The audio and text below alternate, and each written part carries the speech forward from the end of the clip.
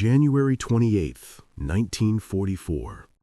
The frozen clouds over Frankfurt hung like gray wool against the morning sky. Second Lieutenant Robert Johnson felt his P-47 Thunderbolt shudder as German cannon fire tore through the fuselage. This was the third time enemy bullets had found him this month. The instrument panel exploded in a shower of sparks. Hydraulic fluid sprayed across the windscreen like arterial blood. Johnson's right leg went numb where shrapnel had penetrated the cockpit floor. Yet somehow, against every rational calculation, against the screaming protests of his dying aircraft, he would bring that Thunderbolt home. He would climb out, patch his wounds, and 5 days later climb into another P-47 and do it all over again. This wasn't supposed to be possible. The odds said he should be dead. The statistics, the survival rates, the cold mathematics of aerial combat in 1944, all of it said that a pilot shot down once was lucky to survive. Twice was miraculous. But 8 times? 8 separate occasions where enemy fire crippled his aircraft? Where the machine around him disintegrated into a flying coffin of torn metal and leaking fuel? Where he somehow nursed the broken bird back across enemy territory to friendly soil? That defied not just odds, but imagination itself. Robert Johnson wasn't alone in this defiance of death. Across the skies of Europe, from the frozen expanses of Germany to the contested airspace over France, a handful of P-47 pilots were writing survival stories that would seem fictional if they weren't so meticulously documented. These weren't tales of pilots who avoided combat or played it safe. These were the stories of men who pushed forward into the most intense fighting, who drew enemy fire repeatedly, whose aircraft absorbed punishment that should have been fatal, and who somehow kept flying. Let's start with Johnson's first real test, because it sets the pattern for everything that followed. June 26, 1943. Johnson was escorting B-17 bombers deep into German territory when 16 Focke-Wulf 190s dropped on his flight from above. The Germans had altitude, speed, and numbers. Johnson's wingman called out the attack too late. The first burst of cannon fire hit Johnson's P-47 before he could react. 20-millimeter shells, each one the size of a small flashlight, hammered into his aircraft. The first one punched through the engine cowling. The second shattered his canopy. The third, fourth, and fifth walked up the fuselage like a giant's footsteps. Johnson felt the impacts through his seat, through his bones. His aircraft shook like a dog trying to throw off water. The engine temperature gauge climbed into the red zone immediately. Oil pressure began dropping. Every instinct screamed at him to bail out. But Johnson had been trained on the P-47's legendary toughness. The Republic aviation engineers had built this fighter with a philosophy bordering on obsession. They had surrounded the pilot with armor plate. They had installed the largest radial engine America could produce, an 18-cylinder Pratt & Whitney R2800 that displaced over 2,800 cubic inches. They had run control cables in duplicate and triplicate. They had made the P-47 heavy, yes, absurdly heavy at 7 tons empty, but they had made it survivable. Johnson tested every ounce of that engineering that day. He dove away from the Focke-Wulfs, pushing his damaged fighter toward the deck.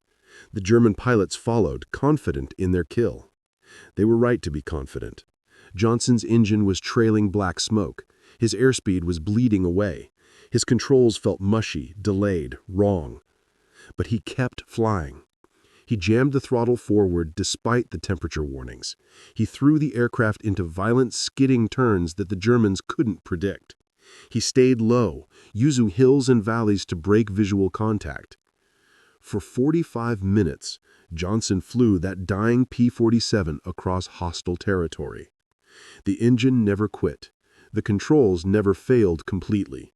The wings, despite being perforated with dozens of holes, kept generating lift. When he finally crossed into friendly airspace and set the aircraft down at a forward airfield, the ground crew counted over 200 individual bullet and shell holes in the airframe. The crew chief, a sergeant named McAllister from Wisconsin, just stood there shaking his head. He told Johnson that by every rule of physics and aviation he'd ever learned, that airplane should not have made it home.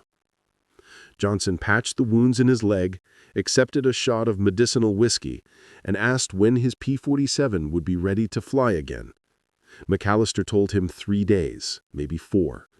Johnson nodded and walked to the operations tent to review intelligence reports on German fighter tactics. He wasn't done learning. He wasn't done flying. And he certainly wasn't done getting shot down. The second time came less than a month later, July 17, 1943, over the Dutch coast. This time it was a Messerschmitt 109 that caught him in a climbing turn. The German pilot was skilled, patient.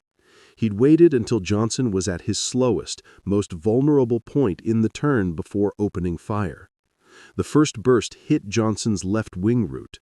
The second burst, fired from less than 100 yards, punched directly into the cockpit. Johnson felt something slam into his left arm like a baseball bat swung by an angry giant. The impact spun him in his seat. Blood immediately soaked his flight suit sleeve. He looked down, expecting to see his arm gone, severed, but it was still attached. The bone felt intact, but 2 fingers on his left hand wouldn't respond. Shrapnel had severed tendons. His primary hand on the control stick was now partially useless. The Messerschmitt came around for another pass. Johnson did something that saved his life but went against every instinct and every page of the training manual. He didn't try to turn and fight. He didn't try to outmaneuver the German. Instead, he pushed the nose down and dove straight for the ground in full power. The P-47's weight, that characteristic that made it sluggish in turning fights, now became an asset. The big Thunderbolt accelerated in the dive faster than the lighter Messerschmitt could follow. Johnson pulled out at less than 500 feet altitude, so low that he could see individual cows scattering in the Dutch pastures below. The German pilot, more cautious or perhaps more sensible, broke off the attack. Johnson flew home one-handed, his right hand doing the work of 2, his left arm throbbing with every heartbeat. He landed successfully, taxied to his hardstand, and only then allowed himself to pass out from blood loss. The medics found him slumped in the cockpit 20 minutes later. He'd lost enough blood that his flight suit was still dripping when they cut it off him in the field hospital. 3 weeks later, with his left hand still in a partial splint, Johnson was back in combat. His commander, a Colonel Zemke, who believed in leading from the front, didn't order Johnson back into action. Johnson volunteered. When Zemke asked him if he was sure, if he needed more time, Johnson said something that the colonel never forgot.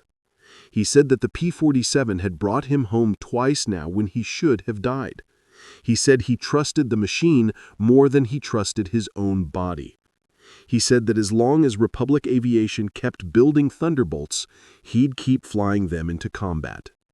The third time Johnson was shot down happened on August 19, 1943, during an escort mission to Gilserijen Airfield in Holland. This time the damage was different, more insidious. A German fighter, coming from Johnson's blind spot beneath and behind, raked his P-47 with machine gun fire. The bullets, smaller caliber than cannon shells, but numerous, stitched a line across the bottom of the fuselage. They punctured the hydraulic reservoir. They severed hydraulic lines. They turned the entire hydraulic system into a useless network of leaking tubes. Johnson didn't realize the extent of the damage until he tried to lower his landing gear back at base. Nothing happened. He recycled the gear switch. Still nothing. He tried the emergency extension system. The gear remained stubbornly retracted. He had 2 options. He could bail out over friendly territory, destroying a valuable P-47 but saving himself with certainty. Or he could attempt a belly landing, risking his life, but potentially saving the aircraft for repair. Johnson chose the belly landing. He came in low and slow, flaps up because the flaps were hydraulic and also non-functional. He kept the engine running as long as possible for control. Then, 50 feet above the runway, he cut the ignition and pulled the mixture to idle cutoff. The P-47 settled onto the concrete runway with a sound like the world's largest cheese grater. Sparks flew for hundreds of yards. The propeller blades bent backward like a cartoon. The belly of the aircraft ground away in a shower of metal shavings. But Johnson walked away with nothing more than bruised ribs from the harness stopping his forward motion. The ground crew at Halesworth Airfield watched in stunned silence. Then they started cheering. They'd seen belly landings before, but they'd never seen one executed with such precision. The P-47, despite looking like it had been through a car compactor, was actually repairable. The airframe was sound. The engine would need to be replaced, but engines could be replaced. Pilots, on the other hand, especially pilots with Johnson's growing skill and experience, were irreplaceable. By the time Johnson survived his fourth shoot-down in October of 1943, his reputation had spread throughout the 8th Air Force. He'd become a legend at 24 years old. Other pilots studied his tactics. They asked him questions in the ready room. They wanted to know his secret. How did he keep surviving? What did he know that they didn't? Johnson's answer was always the same, and it was always unsatisfying to those who heard it. He said he flew the P-47 the way Republic Aviation had designed it to be flown. He said he didn't try to dogfight with the nimble German fighters. He said he used the P-47's strengths, which were speed in the dive, toughness under fire, and raw power. He said he never gave up on the airplane, because the airplane had never given up on him. But there was more to it than that, and the other pilots who survived long enough eventually figured it out. Johnson had developed an almost supernatural awareness of the battlefield. He saw threats before they materialized. He felt when the Germans were setting up an ambush. He knew, through some combination of experience and instinct, when to press an attack and when to disengage. This wasn't recklessness. This was the opposite of recklessness. This was calculated aggression backed by an intimate understanding of his machine's capabilities. The fourth shoot-down, in October, came from ground fire, from German anti-aircraft guns positioned near Münster. Johnson was strafing a German airfield when a burst of 37mm flak caught his P-47 in the right wing. The shell exploded inside the wing structure. It blew a hole you could crawl through. The wing's leading edge looked like someone had attacked it with an axe. Fuel began streaming out immediately. Johnson pulled up hard, gaining altitude while he still had power and lift. He watched his fuel gauge dropping like a stone down a well. He did the mental math. Distance to friendly territory versus fuel remaining versus fuel consumption rate. The numbers didn't work. He was going to run out of fuel over enemy territory. He'd have to bail out. He'd become a prisoner of war. Except Johnson refused to accept that conclusion. He leaned the mixture until the engine ran rough. He reduced power to minimum sustainable level. He climbed to 10,000 feet to give himself gliding options. He nursed every drop of fuel like it was liquid gold. And somehow, impossibly, He coaxed that P-47 across the border into Belgium. He spotted a British forward airfield, little more than a grass strip with a tent and a fuel truck. He landed with the engine coughing on vapors, with less than 5 gallons remaining in the tanks. The British ground crew couldn't believe what they were seeing. The wing damage was catastrophic. The fact that the wing hadn't folded in flight seemed to violate structural engineering principles. A young RAF sergeant climbed up to look into the hole in Johnson's wing. He came back down pale and shaking. He said he could see clean through to the other side. He said there was nothing holding that wing together except luck and American stubbornness. Johnson's 5th shoot-down came in November. The 6th came in December. The 7th came in January of 1944. Each time the damage was different. Each time Johnson found a way to survive.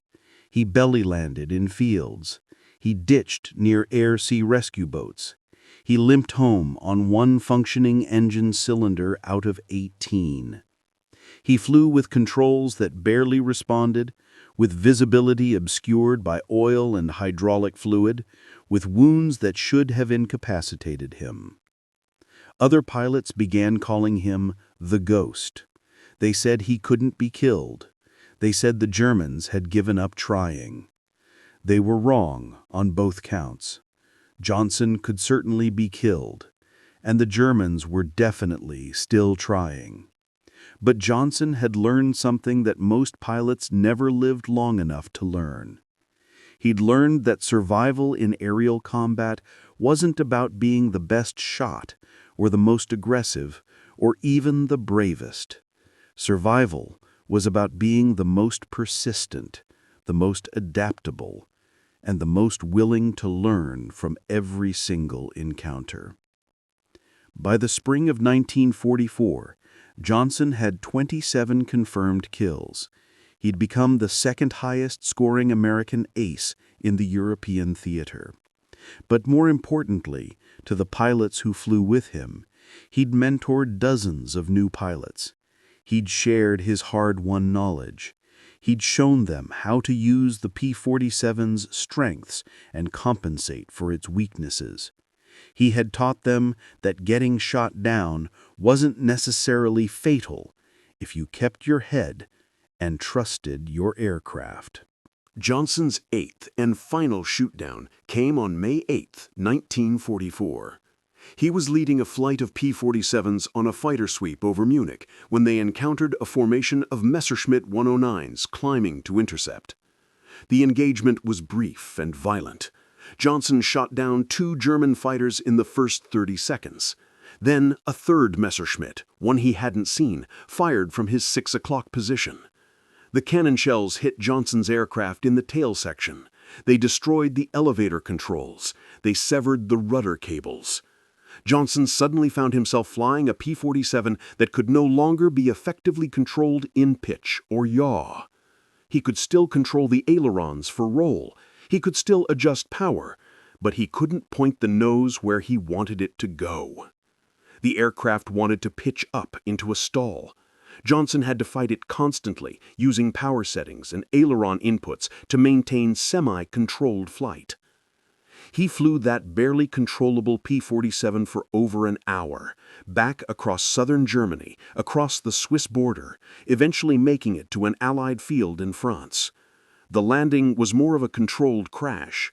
The P-47 hit the runway hard, bounced 20 feet back into the air, came down again, and ground-looped in a complete circle before coming to rest in a cloud of dust and burned rubber. Johnson climbed out, looked at his aircraft, and started laughing. Ground crew members thought he'd lost his mind. But Johnson wasn't crazy. He was relieved, he was exhausted, and he was done. That 8th shoot-down was Johnson's last combat mission. Not because he was killed or seriously injured, but because the Army Air Force had decided that pilots with his experience and survival record were too valuable to risk further. They pulled him out of combat and sent him home to train new pilots. Johnson protested. He wanted to keep fighting. But his commanding officers overruled him. They told him his war was over.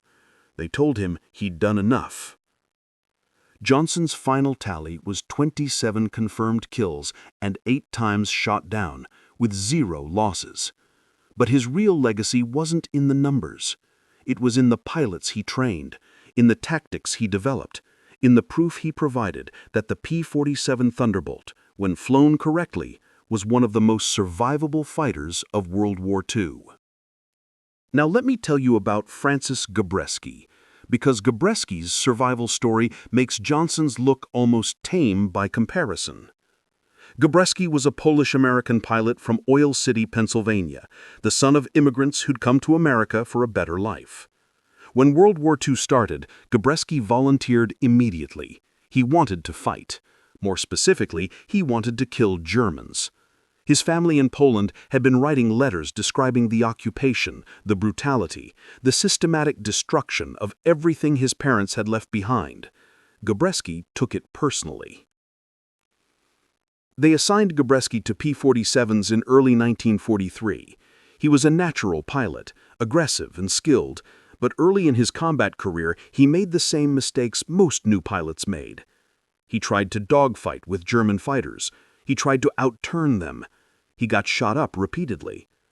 After his 3rd emergency landing, his squadron commander sat him down for a talk. The commander, a veteran named Hub Zemke, told Gabreski that he was good enough to survive, but not good enough to win. He told Gabreski to stop fighting the P-47's characteristics and start using them. Gabreski listened. He studied. He flew practice missions where he did nothing but dive and climb exercises, teaching himself exactly how fast the P-47 could accelerate in a dive, exactly how much energy it retained in a zoom climb. He studied German tactics, learning their attack patterns, their weaknesses, their predictable behaviors. And most importantly, he learned patience. He learned to wait for the perfect shot instead of spraying ammunition at difficult targets. The transformation was remarkable. Within 6 months, Gabreski went from being a struggling new pilot to being one of the most effective fighter pilots in the 8th Air Force.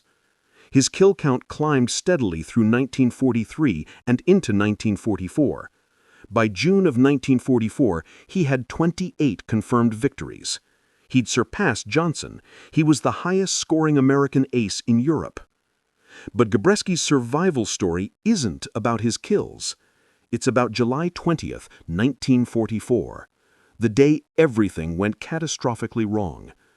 Gabreski was leading a strafing mission against a German airfield near Koblenz. Strafing was the most dangerous mission type in the Air Force. It required flying low and slow over heavily defended targets.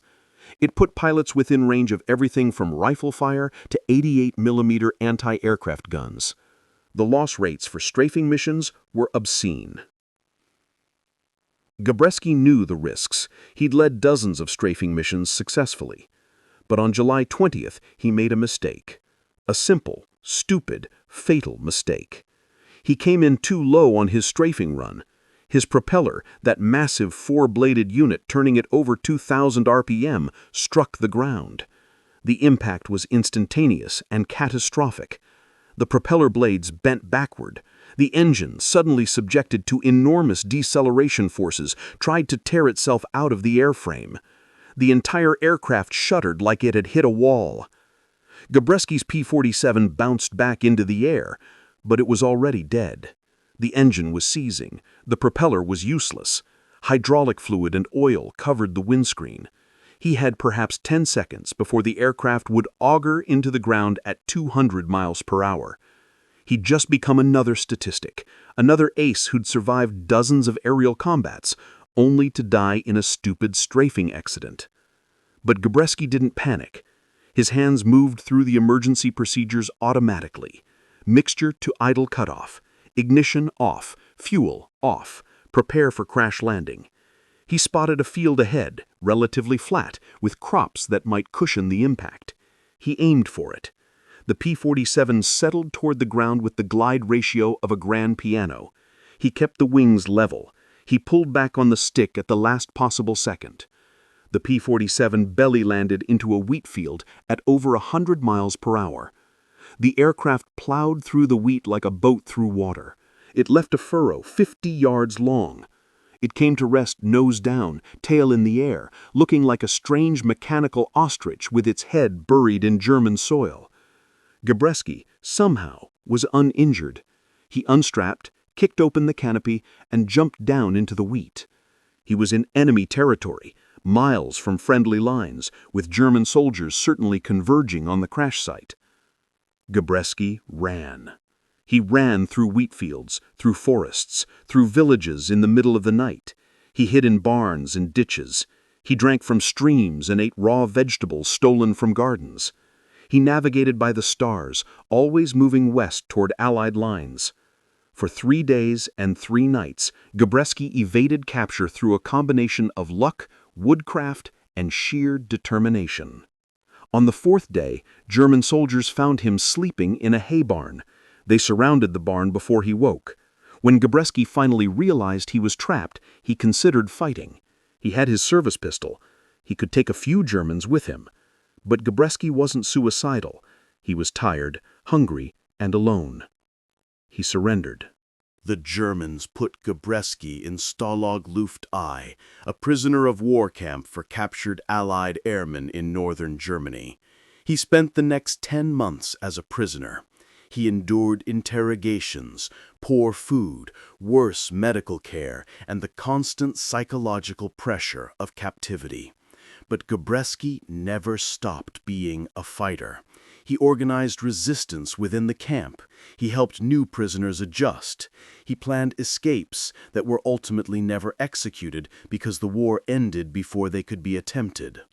When Russian forces liberated Stalag Luft I in May of 1945, Gabreski weighed 40 pounds less than when he'd been captured. But he was alive. He'd survived aerial combat. He'd survived being shot down. He'd survived as an evader behind enemy lines. And he'd survived as a prisoner of war. When people asked him later how he'd done it, how he'd maintained his sanity and his hope through all of that, Gabreski said something profound. He said that once you've survived being shot down multiple times in aerial combat, being a prisoner of war is almost relaxing by comparison. He said that at least in the prison camp, people weren't actively trying to kill him several times per day. Gabreski's story didn't end with World War II. He stayed in the Air Force. He flew in Korea, where he transitioned to jets and became one of the few pilots to achieve ace status in 2 separate wars. He shot down 6.5 MiG-15s flying F-86 Sabres. He never crashed again.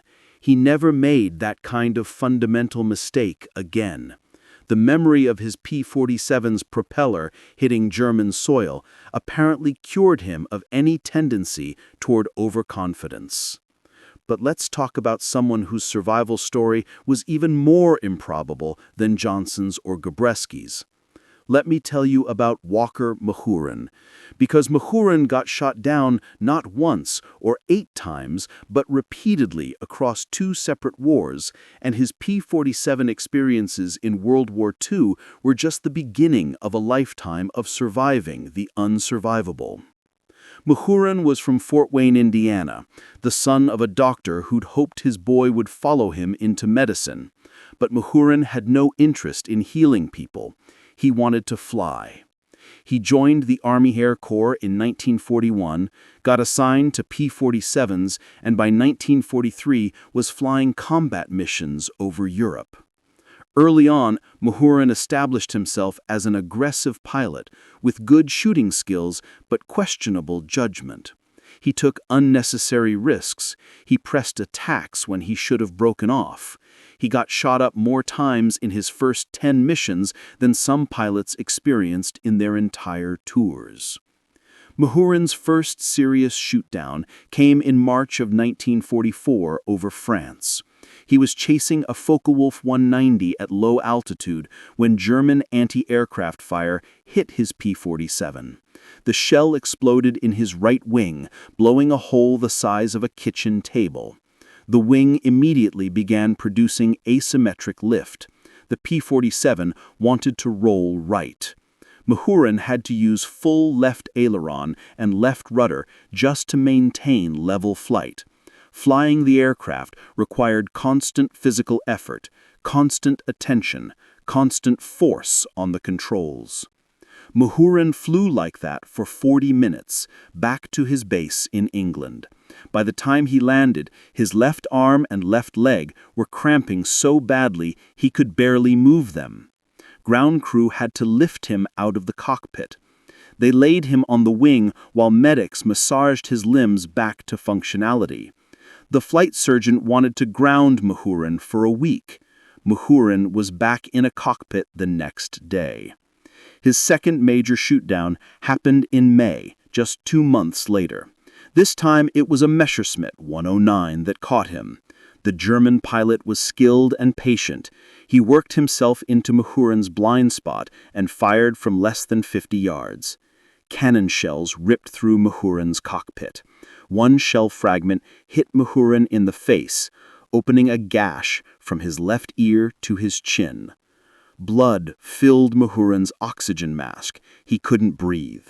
He ripped off the mask, gasping for air, and immediately felt himself getting dizzy from lack of oxygen at 20,000 feet altitude. Mahurin had to choose: keep the mask off and stay conscious but risk hypoxia, or put the mask back on and potentially drown in his own blood. He chose a third option. He pushed the P-47 into a dive, descending as fast as possible to thicker air where he could breathe without supplemental oxygen. The German pilot followed him down, still firing. Mahurin's dive became steeper and steeper. His airspeed climbed past the red line on the indicator. The P-47 started shaking. The controls stiffened. At 5,000 feet, Mahurin pulled out of the dive. The G-forces crushed him into his seat. His vision tunneled. He almost blacked out. But the German pilot didn't follow. He'd either given up the chase or reached his own aircraft's structural limits in the dive. Mahurin flew home with his face streaming blood, with his vision blurry, with his entire head throbbing from the wound. The flight surgeon who stitched him up said Mahurin was lucky. The shell fragment had missed his eye by less than an inch. Another inch inward, and Mahurin would have been blind. Mahurin's response was to request a return to duty as soon as the stitches came out. The flight surgeon refused. He grounded Mahurin for 3 weeks. Mahurin spent that time in the officers' club, drinking too much and growing increasingly frustrated. He hadn't joined the Air Force to sit in England drinking warm beer. He joined to fight Germans. When his medical clearance finally came through, Mahurin went on a personal rampage. He shot down 4 German aircraft in 2 days. He damaged 3 more. He pressed attacks so aggressively that his wingmen struggled to keep up. On his 3rd day back in combat, Mahurin's luck ran out completely. He was attacking a German airfield when concentrated anti-aircraft fire turned the sky around his P-47 into a solid wall of exploding shells. Something hit his aircraft, something big. The P-47 lurched violently. The engine exploded in a gout of flame and black smoke.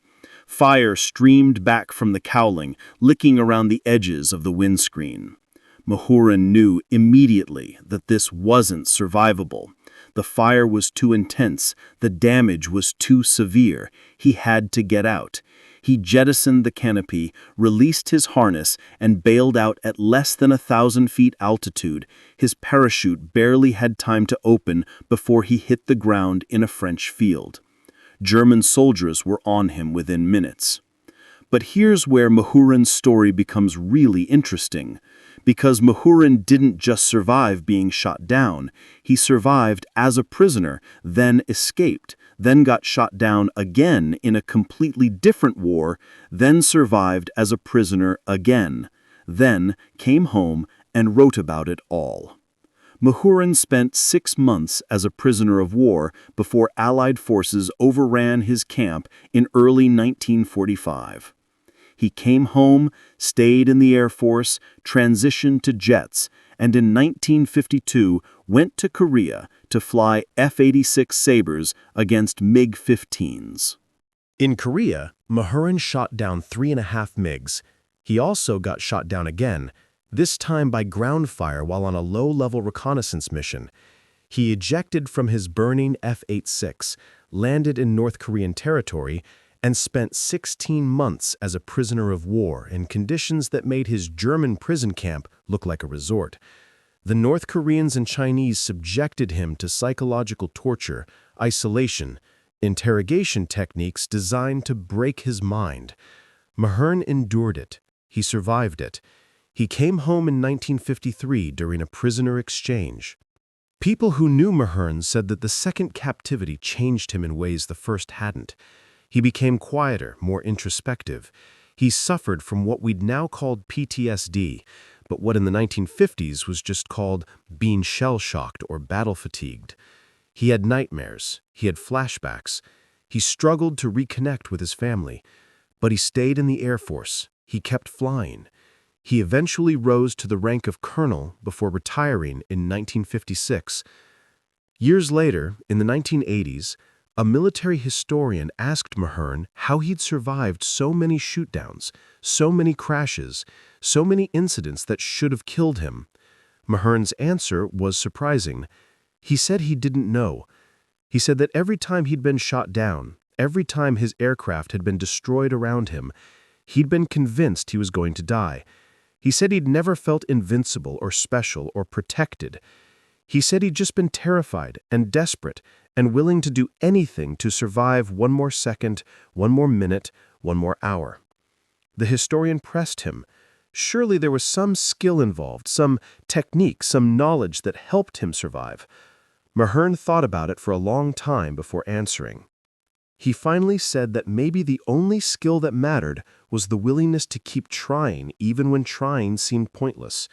He said that in several of his shootdowns, there had been moments where giving up would have been easier, would have been more rational, would have made more sense than continuing to fight. But he'd never given up. Even when his aircraft was on fire, even when he was wounded and bleeding, even when he was falling through the sky in a parachute toward enemy soldiers, he'd never stopped looking for options, for solutions, for ways to survive one more second, one more minute, one more hour. This brings us to perhaps the most important question about these survival stories. Why did some pilots survive multiple shootdowns, while others died on their first? Was it skill, luck, equipment quality, divine intervention? The answer, frustratingly, is probably all of those things and none of those things. The survivors themselves rarely agreed on what saved them. Robert Johnson believed the P-47's toughness was the deciding factor. He'd seen other fighter types, lighter and more maneuverable, get shot down by hits that his Thunderbolt shrugged off. He'd watched P-41 Mustangs and P-38 Lightnings explode from damage that would merely cripple a P-47. Johnson became an evangelist for the aircraft. After the war, he worked for Republic Aviation, promoting the P-47 to foreign air forces. He never flew another aircraft type. He said he'd made a deal with the Thunderbolt. It had kept him alive when nothing else would have, and in return, he'd be loyal to it forever.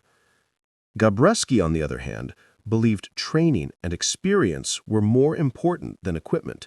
He'd seen excellent pilots survive in mediocre aircraft, and mediocre pilots die in excellent aircraft. He believed that the most important thing was learning from every mission, every engagement, every mistake. He said that pilots who survived long enough developed an almost instinctive feel for danger. They could sense when the tactical situation was deteriorating. They knew when to press an attack and when to run away. This wasn't something you could teach in a classroom. It had to be learned through experience, and the only way to get experience was to survive long enough to accumulate it. Mahurin had a darker view.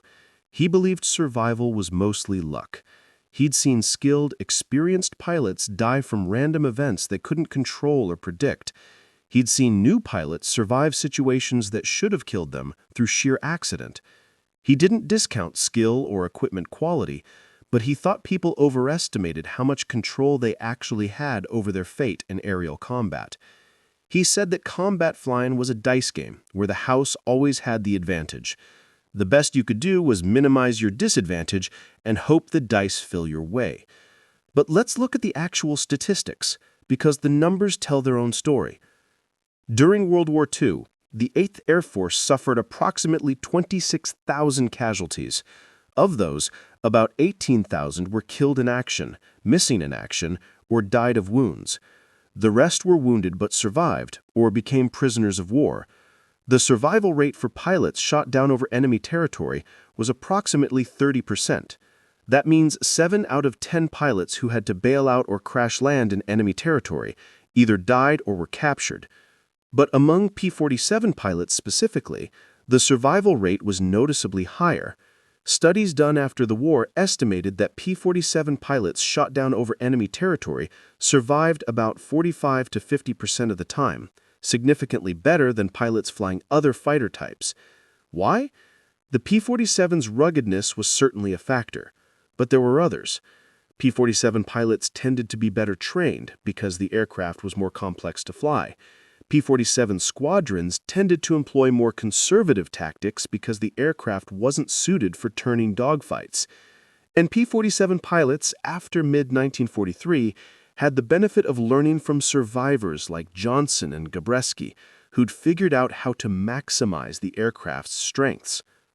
It's worth noting that survival rates improved dramatically over the course of the war. A pilot shot down in 1943 had maybe a 20% chance of making it home. A pilot shot down in 1945 had closer to 60% chance. What changed? Several things. The Allies gained air superiority, so downed pilots had a better chance of being rescued before enemy troops found them. Air-sea rescue services improved dramatically. Medical care improved, and perhaps most importantly, the survivors shared their knowledge. The Army Air Force created detailed debriefing procedures for pilots who survived shootdowns. Every survivor was interviewed extensively. What happened? What went wrong? What went right? What would you do differently? This information was compiled, analyzed, and incorporated into training programs. New pilots learned from the mistakes and successes of those who'd come before. The learning curve, which had been brutal in 1943, became much less steep by 1944 and 1945. Johnson, Gabreski, and Mahurin all participated in these debriefing and training programs. They all gave lectures to new pilots. They all shared their experiences in painful detail. In some ways, their most important contribution to the war effort wasn't their kill counts or their individual survival. It was their willingness to analyze what they'd done, what had worked and what hadn't, and to pass that knowledge on to others. Consider the specific lessons that came out of their experiences. From Johnson, pilots learned how to use the P-47's diving speed to escape bad situations. They learned that running away wasn't cowardice when it kept you alive to fight another day. They learned that the P-47 could absorb incredible punishment if you kept flying it, if you didn't give up on damaged systems too quickly.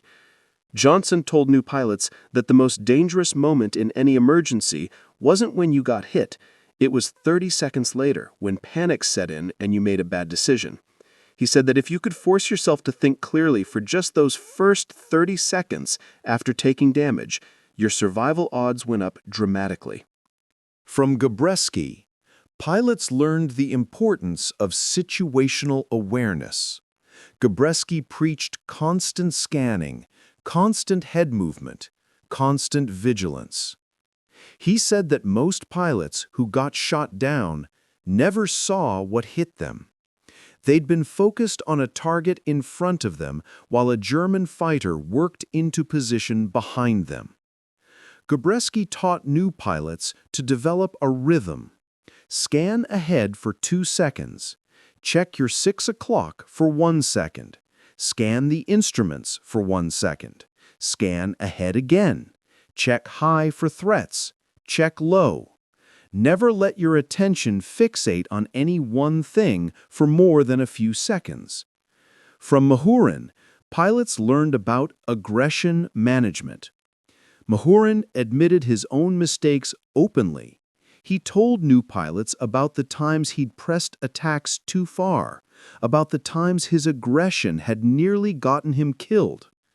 He said that there was a fine line between effective aggression and suicidal overcommitment. He said you had to attack decisively when the opportunity was right, but you also had to recognize when the opportunity wasn't right, when the tactical situation was against you, when continuing the attack would accomplish nothing except getting you killed. These lessons, extracted from hundreds of hours of debriefings and countless near-death experiences, probably saved more lives than any tactical innovation or equipment improvement. Because the fundamental challenge in aerial combat training has always been that you can't really simulate the experience of someone trying to kill you. You can practice maneuvers, you can practice gunnery, you can practice formation flying, but you can't practice the split-second decision-making required when your aircraft is on fire and you have 3 seconds to decide whether to bail out or try to make it home. The only way to learn that is to survive it, and the only way to teach it is to learn from those who have survived it.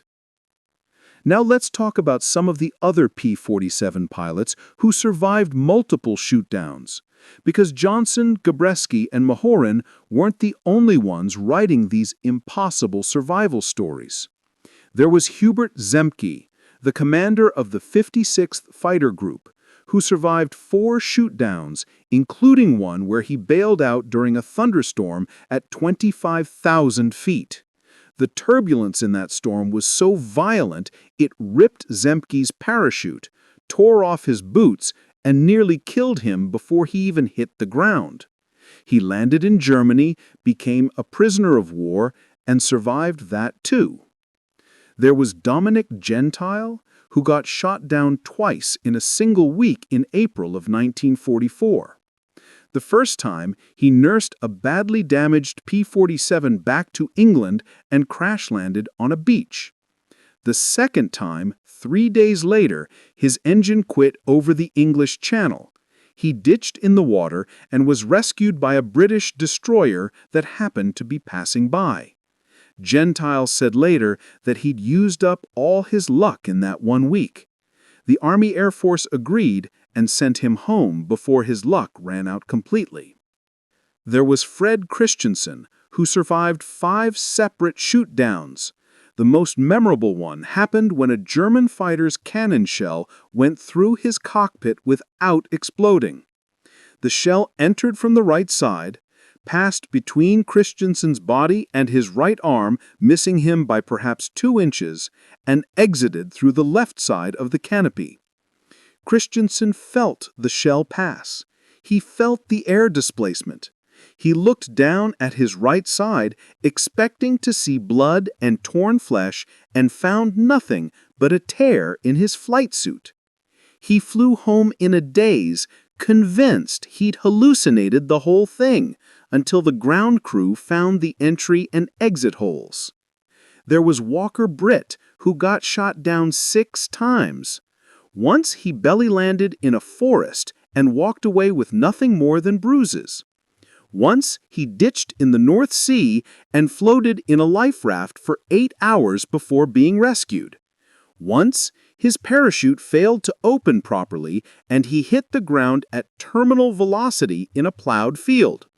The soft earth saved his life, but he broke both legs, his pelvis, 3 ribs, and his left arm. He was back flying 5 months later. Each of these men had their own survival story, their own near-impossible tale of endurance and luck and skill. And each of them, when interviewed after the war, expressed the same fundamental sentiment. They said they didn't feel like heroes. They said they'd been terrified most of the time. They said they'd made mistakes, lots of mistakes, and had been fortunate enough to survive them. They said the real heroes were the men who didn't make it home, the pilots whose luck ran out, whose survival stories ended in German prisoner camps, or in crashes on enemy soil, or in the cold waters of the English Channel. But here's what's remarkable about these survival stories. They weren't just individual tales of persistence and fortune. They represented a fundamental shift in how the Army Air Force thought and trained fighter pilots. Before 1943, the training philosophy was relatively simple. Teach pilots to fly. Teach them to shoot. Send them into combat. The ones who survived long enough would figure the rest out on their own. The ones who didn't survive were unfortunate casualties of war.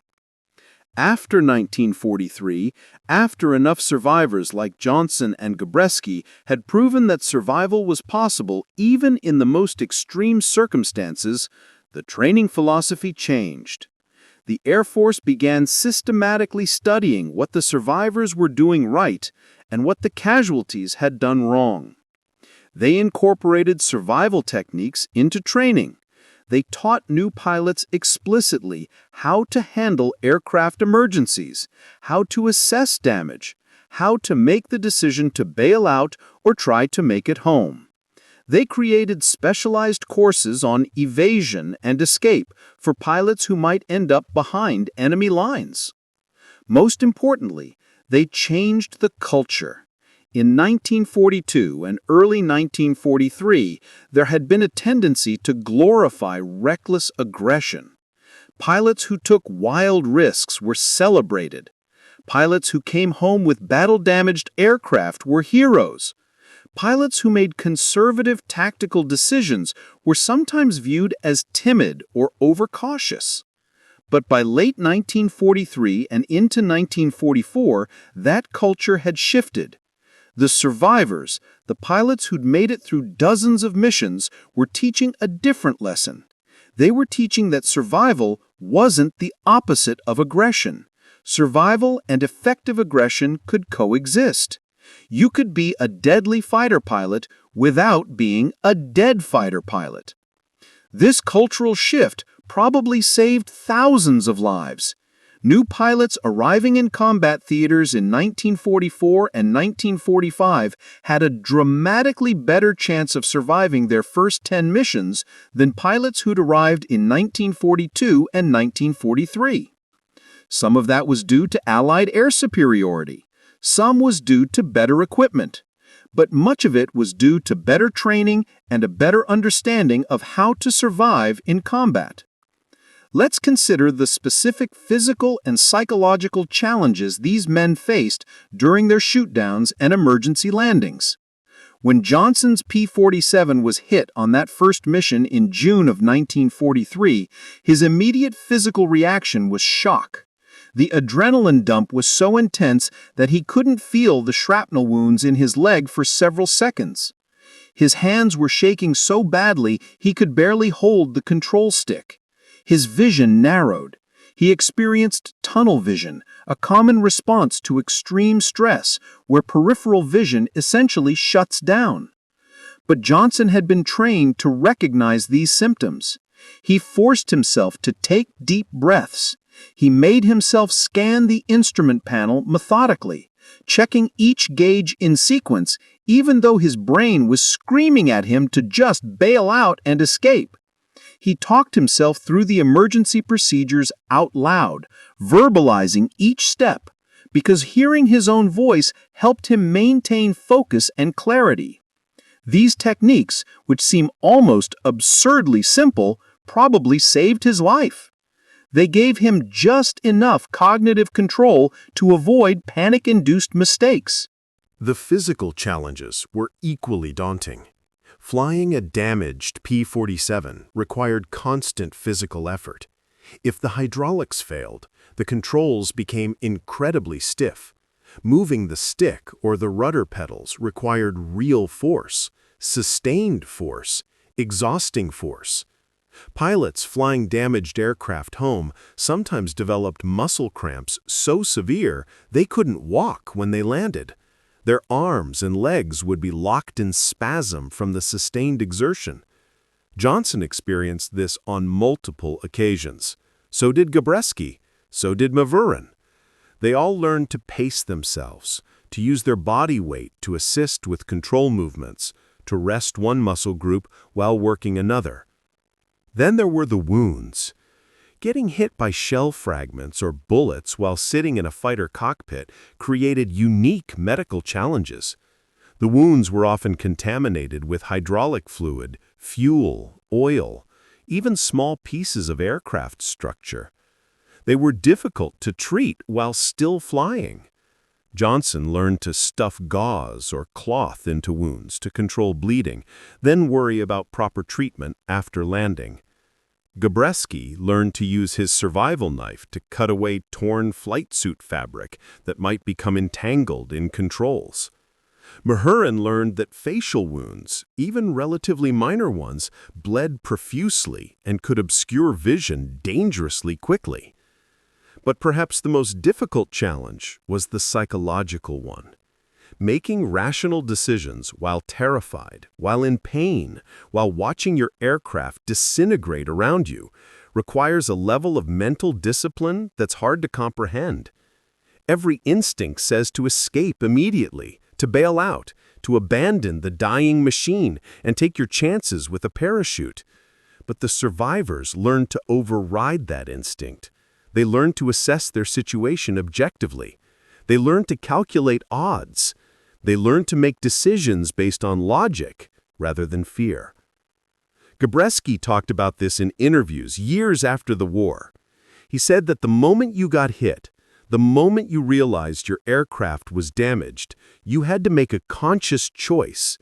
You could let fear control your actions, or you could control your fear. If you chose the former, you'd probably make bad decisions. You'd bail out when you could have made it home. You'd try to land when you should have bailed out. You'd fixate on the wrong problem while a more critical issue developed. But if you chose the latter, if you forced yourself to think clearly despite the fear, your survival odds improved dramatically. This mental discipline wasn't something these pilots were born with. It was something they developed through experience and training. Johnson said he was nearly useless with fear on his first few missions. He said his hands shook so badly he could barely fire his guns. But mission after mission, he learned to manage the fear. Not eliminate it, because the fear never went away, but manage it, control it, function despite it. By his 20th mission, he could make tactical decisions under fire with the same clarity he'd have sitting in a classroom. By his 40th mission, he could assess aircraft damage and make emergency landing decisions while wounded and bleeding. The fear was still there, but he'd learned to work around it. The survivors also developed specific mental tricks for maintaining morale during long flights in damaged aircraft. Johnson would talk to his P-47 out loud, encouraging it like you'd encourage a tired horse. Keep going, keep flying, just a little farther, we're almost home. He said it sounded crazy, but it helped him maintain focus and hope. Gabreski would visualize his home, his family, specific rooms in his childhood house. He'd imagine sitting at his mother's kitchen table, eating her cooking. He'd focus on that image instead of focusing on the fire in his engine or the blood on his instruments. Mahurin would sing. He'd go through entire songs in his head, using them as a timing mechanism, a way to measure how much longer he had to endure. These might seem trivial details, but they weren't. The psychological challenge of flying a dying aircraft for an hour or more was immense. You needed some mental anchor, some cognitive strategy for managing the stress and maintaining hope. The pilots who developed these strategies survived more often than those that didn't. Now let's talk about what happened after these men made it home, because surviving the shoot-down was only the first challenge. The second challenge was dealing with the aftermath, both physical and psychological. Johnson, Gabreski, Mahurin, and the others all dealt with injuries that in some cases plagued them for the rest of their lives. Johnson had shrapnel fragments embedded in his leg that doctors couldn't safely remove. They remained there for decades, occasionally causing pain and inflammation. Gabreski had recurring problems with the tendons in his left hand that never fully healed from his 1943 wounds. Mahurin had chronic back pain from multiple hard landings and one parachute landing where he hit the ground wrong. But the psychological aftermath was often more challenging than the physical. These men had experienced trauma that would today be immediately recognized as PTSD-inducing. They'd been through situations where they'd been convinced they were going to die. They'd watched friends get shot down and killed. They'd killed enemy pilots, often at close range, where they could see the other aircraft exploding, where they could imagine the human being inside dying. They'd done all this at ages between 19 and 25, ages where most of their peers were working normal jobs or attending college. The Army Air Force in World War II didn't really understand or acknowledge psychological trauma. There was no formal counseling. There were no treatment programs. There was flight surgeons who'd ground you if you showed obvious signs of mental breakdown, but that was about it. Pilots were expected to just deal with it, to push through, to maintain a stoic facade. Showing fear or stress or emotional difficulty was often interpreted as cowardice or weakness. So these men developed their own coping mechanisms. Some drank heavily. Alcohol was readily available on air bases, and there was a definite culture of drinking to manage stress. Johnson drank, though not to excess. Gabreski barely drank at all, preferring to write letters and go for long walks to process his experiences. Mahurin drank heavily, especially after his second captivity in Korea, and struggled with alcohol dependency for years after the war. Some formed tight bonds with other pilots, creating small support networks where they could talk honestly about their fears and experiences. The 56th Fighter Group, which included Johnson, Gabreski, and several other multiple shoot-down survivors, developed an unusually strong group cohesion. The pilots looked out for each other. They talked through bad missions. They acknowledged fear openly among themselves, even if they couldn't acknowledge it to outsiders. Some sublimated their trauma into aggression, channeling fear and stress into combat effectiveness. This was probably the most common coping mechanism. Pilots who were terrified before missions would transform that fear into focused rage once combat began. They'd attack German fighters with an intensity that was part tactical necessity and part psychological pressure release. This was effective in the short term, but often created long-term problems. Pilots who relied on this mechanism sometimes found themselves unable to turn off the aggression after the war ended. And some, though they didn't have words for it at the time, developed what we'd now call mindfulness or present moment awareness techniques. They learned to focus on the immediate task, the immediate moment, rather than dwelling on past trauma or future danger. Gabreski was particularly good at this.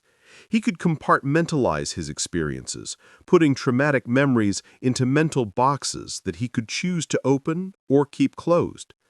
He said that when he was flying, he focused only on flying.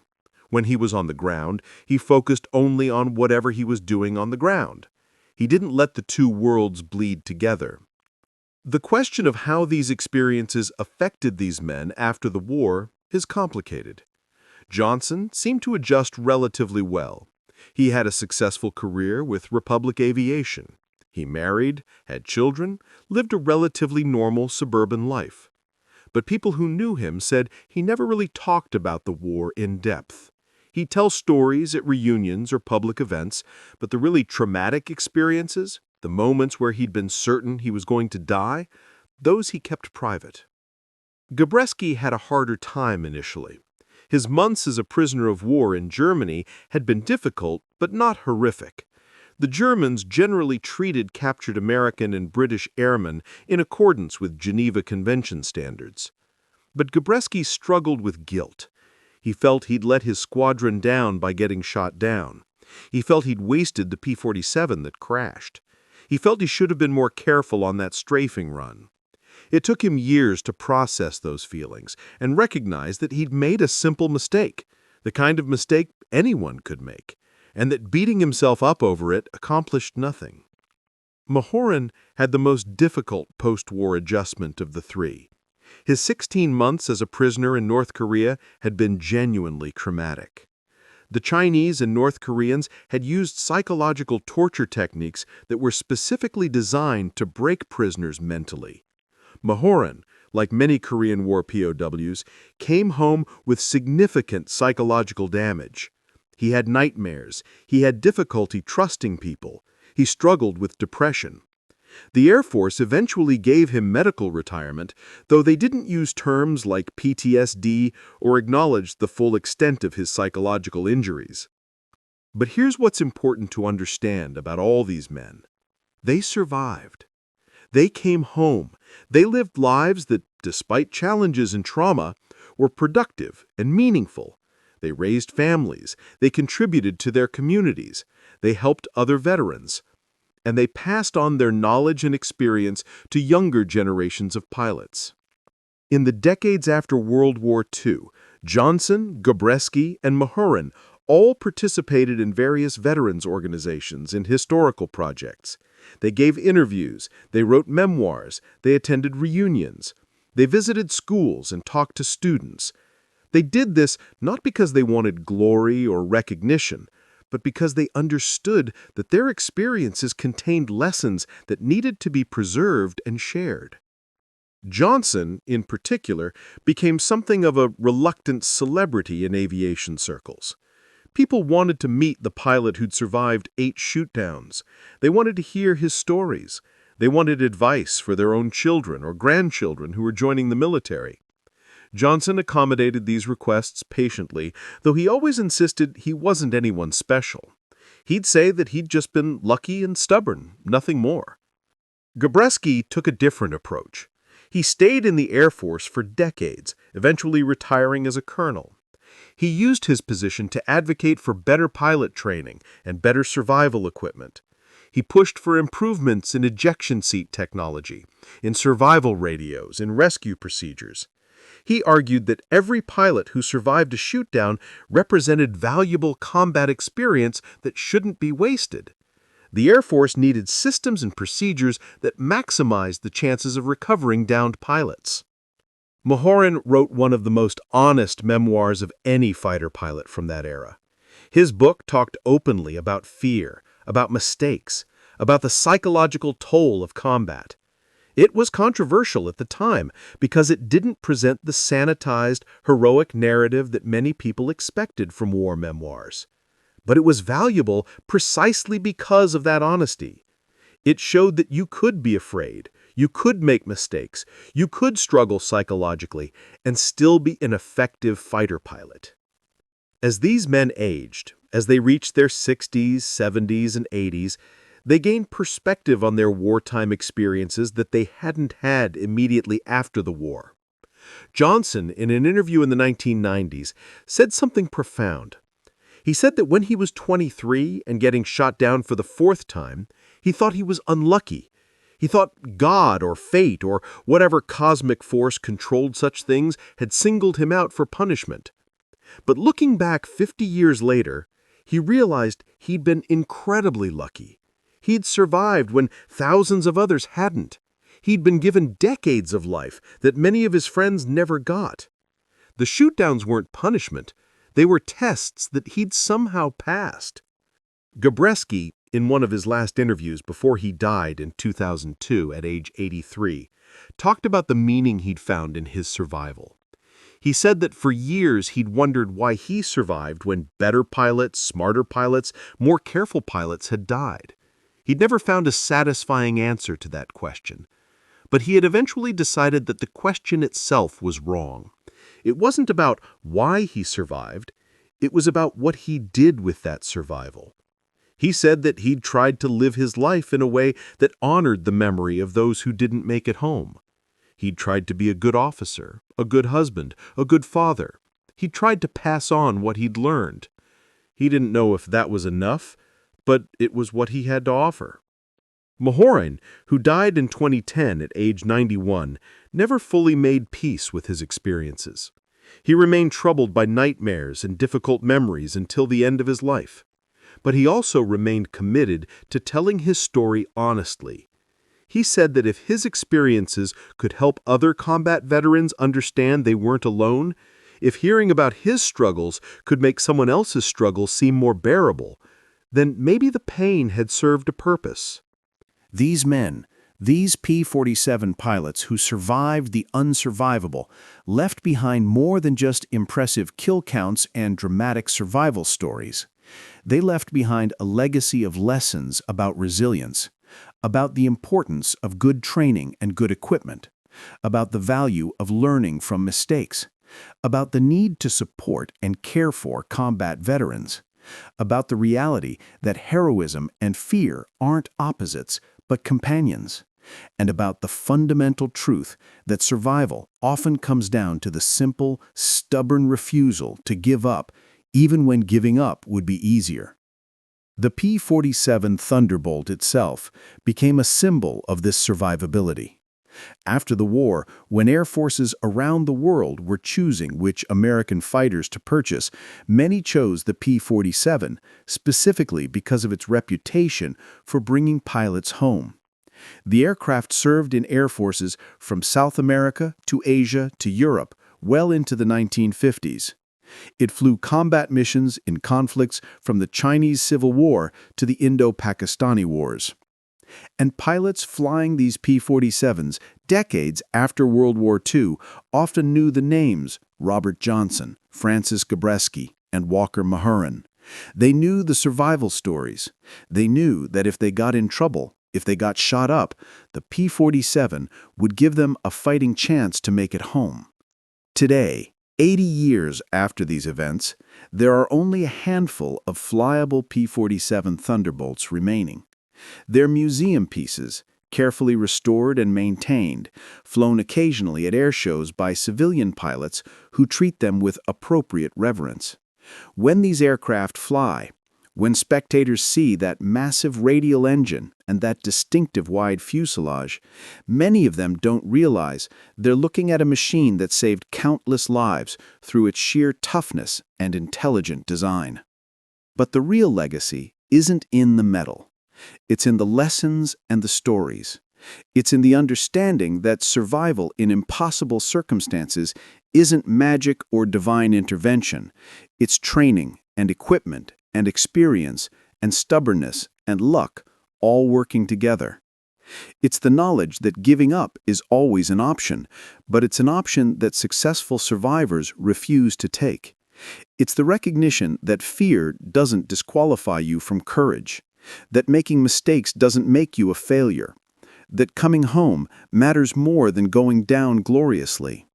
Robert Johnson, Francis Gabreski, and Walker Mahurin, and the dozens of other P-47 pilots who survived multiple shootdowns weren't superheroes.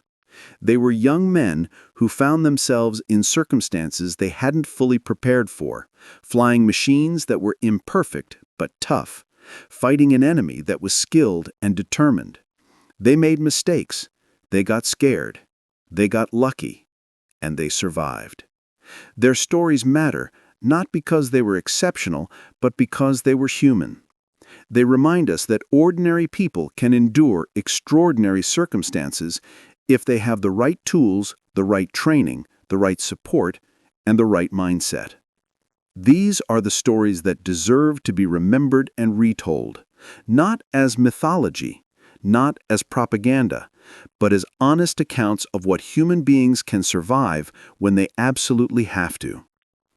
8 times shot down, but returned, not through magic, but through stubborn determination to keep flying, keep fighting, keep living one more day.